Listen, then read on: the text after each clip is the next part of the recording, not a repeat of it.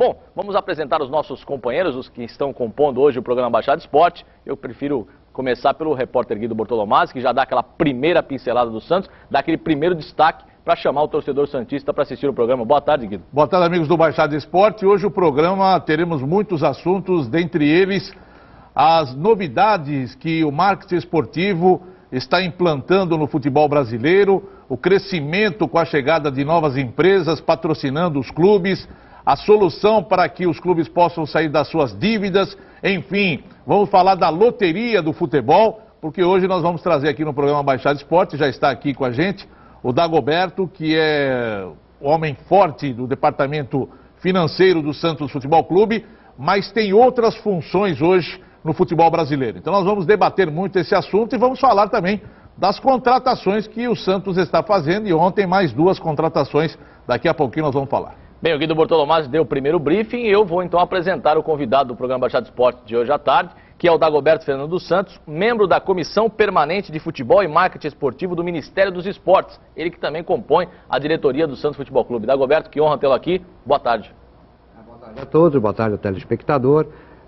Gostaria de poder estar discutindo os assuntos do futebol, dos projetos que foram criados e desenvolvidos dentro dessa comissão de futebol e marketing esportivo, que deve ser um novo marco regulatório que vai disciplinar a indústria do futebol daqui para frente.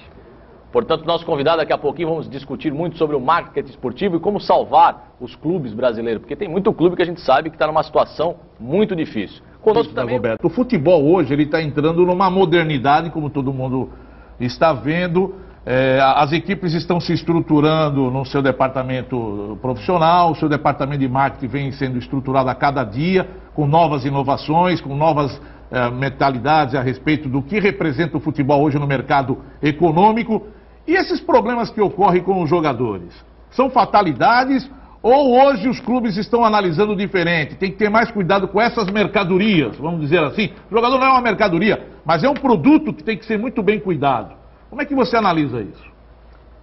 Esse é um ponto importante e particularmente o Santos sempre cuidou muito desse aspecto, porque qualquer acidente ou incidente que ocorra com um atleta do clube, isso depõe contra a própria imagem. Desvaloriza a imagem, mostra uma falta de cuidado com relação a um patrimônio do clube e isso tem que ser olhado. Olhado com muito carinho, prevenir é muito melhor que remediar, e o Santos ainda está adotando uma política que não é uma política decorrente dos acidentes que aconteceram, é uma política que o Santos já vem adotando ao longo do tempo, de fazer uma pré-temporada garantindo a saúde dos atletas. Agora, de um modo geral, você sente que esse problema que aconteceu com o próprio Serginho do São Caetano acabou mexendo com a mentalidade? Pelo menos alertando os dirigentes com relação a esse problema? Daqui para frente os cuidados serão diferentes? Vai ser redobrado os cuidados em cima dos jogadores? Eu não tenho dúvida disso. Lamentavelmente teve que acontecer um acidente da proporção que aconteceu para despertar em alguns clubes essa vocação para preservar o atleta no seu aspecto de saúde.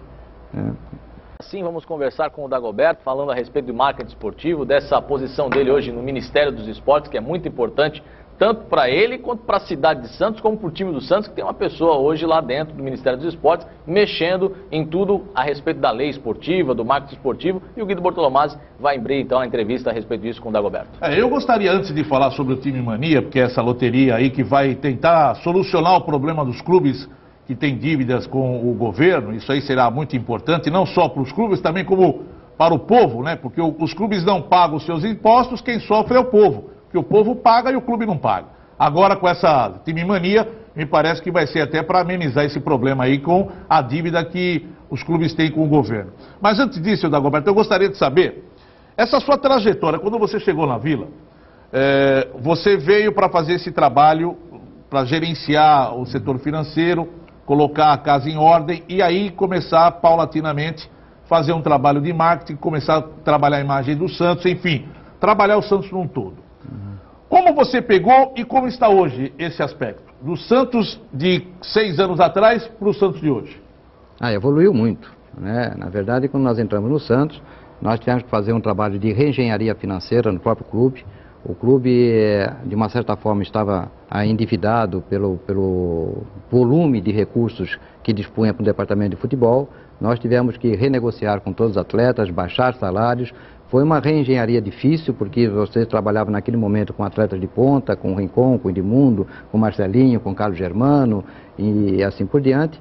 Mas tivemos êxito nesse projeto. Logo em seguida, subimos as categorias de base e tivemos a competência e também a sorte de sermos campeões a partir de 2002, e a partir daí então facilitou todo um trabalho para a marca esportiva, principalmente pela valorização da marca.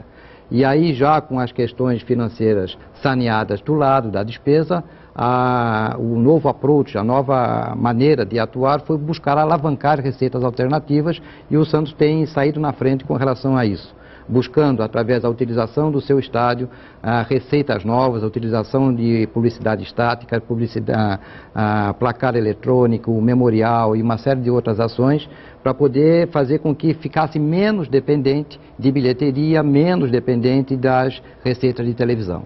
E é nesse caminho que nós estamos atuando. Conseguimos um recurso extraordinário com relação às cotas de televisão, que saímos de um nível de 10 milhões de reais para um nível de 18 milhões de reais por mês, que houve um acréscimo substantivo em relação a isso. As nossas receitas de propriedades de marcas têm crescido com licenciamentos e tudo mais, e estamos buscando essas alternativas, porque achamos que a solução parte por aí. Não basta simplesmente você controlar seus custos, e esses estão controlados. Hoje o Santos é gerido dentro da capacidade de caixa do clube, mas temos que agora atuar em cima da utilização do marketing esportivo como uma alavanca para poder crescer as nossas receitas. A gente sabe que na Europa, a maioria dos clubes grandes da Europa, por causa do Real Madrid, do Manchester, do Milan, do Barcelona, que são, não tanto o Barcelona, porque o Barcelona também tem um quadro associativo enorme, né? Uhum. E além de ser uma cidade produtiva, uma cidade muito forte, tem esse quadro associativo muito grande que também dá uma sustentação forte ao time. Mas o marketing esportivo nessas equipes funciona muito forte. No caso do Manchester, a informação é de que eles não têm nada além do que a venda fortíssima de camisas, de materiais esportivos que representam a marca do Manchester e outras atividades que acabam trazendo essa receita financeira para o clube. Como é que funciona isso? Eu acho que esses modelos têm que ser utilizados como se fosse um benchmark, um modelo a ser seguido. Mas você não pode deixar de levar em consideração as assimetrias econômicas que existem entre esses dois países. Uma renda per capita de um clube europeu, de um povo europeu, é muito maior que no Brasil. Então, você querer vender camisas por R$180 para um torcedor que recebe salário mínimo de 300, é alguma coisa fora da realidade, coisa que não acontece lá fora. Tá? Então, acho que é um modelo a ser seguido, um referencial, é um paradigma, mas querer atuar da mesma maneira como eles atuam lá fora é correr o risco de não ter resultado algum.